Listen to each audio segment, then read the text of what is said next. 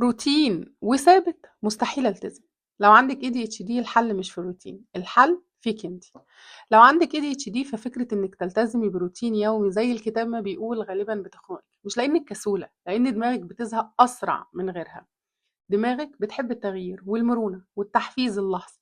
يعني لو الروتين ممل او متكرر بيحصل ايه بقى؟ تشتت، مقاومة، وجلد ذات. بس كل ده مش ذنبك، ده نظامك العصبي بيقولك غيري لي شوية الله يسترك. طيب هنعمل إيه؟ هنعمل روتين مرن. يعني إيه؟ يعني مش صارم.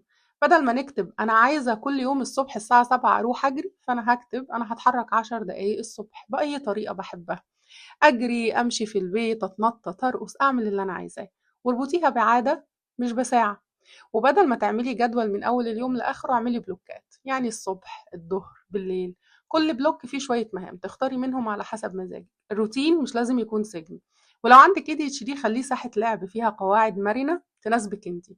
دماغك مش ضدك، هي بس محتاجة نظام ذكي يمشي معاها مش ضدها. حسيتي ان الكلام ده بيوصفك؟